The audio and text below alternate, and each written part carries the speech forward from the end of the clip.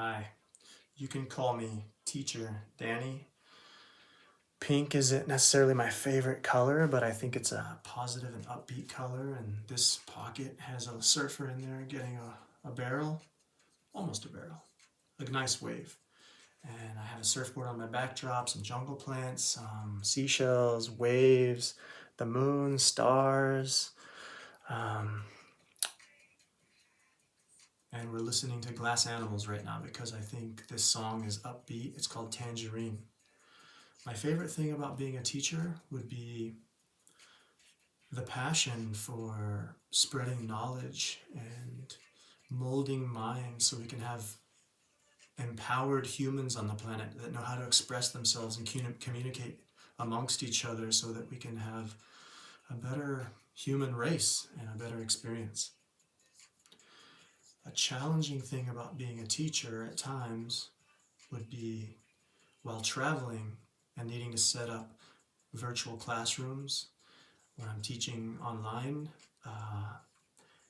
places to set up the backdrop, good lighting, having rooms that have very little noise or no noise at all.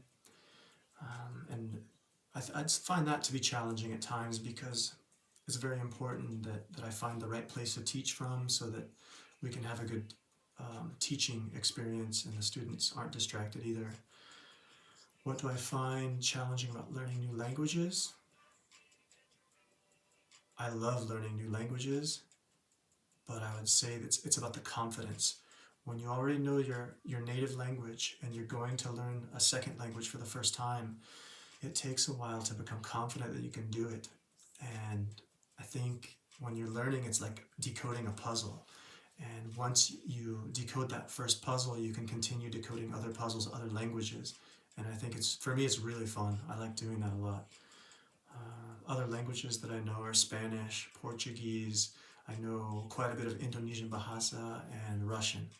And I've learned all these while traveling around and meeting friends and just being submerged in the culture.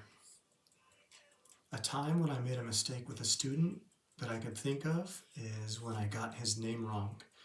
Um, I called him one name and he had a different name, and then I realized it, so I told him, "Oh, sorry, I got your name confused with another name." And so then we spoke about his name and then the spelling of it, and then I made sure to interact with him and use his name a few times correctly so that he knew that I was taking it serious and it was important to me, and so he felt important. Um, my perspective on error correction in the classroom, I think it's good to go with the flow, keep it positive, correct the errors. Don't focus in too much on them, but really focus on the correct answer and move forward. It's important not to cause confusion, and it's important to keep the flow going forward. And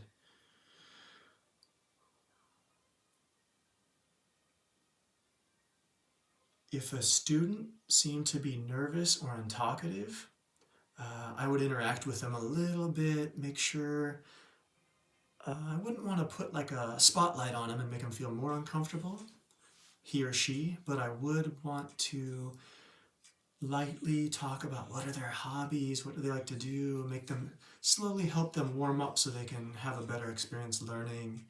And I know what it's like when I was learning in school. Sometimes I would get nervous. I was very scared when I thought the teacher was going to call on me and I had to answer in front of the class. So I can relate with that. And I think it's about understanding and being compassionate to those kind of learners or any learners at all. Um, is company culture important to you? Why or why not? I think having an upbeat uh, company or the culture of the company, something that's upbeat, good vibes, I think it's very important because if the company starts out with that being kind of their mission and they have good positive vibes, and then I'm hired to work with that company, I'm also going to have those beautiful vibes. And then the students and the clients, they're going to feel those vibes, and all around it's going to be a good experience. So yeah, I believe in that very much. As for what do I want to know about Craving English as a company, I'd like to know when I can start working with you guys. And if I do, how could I learn and become a better teacher?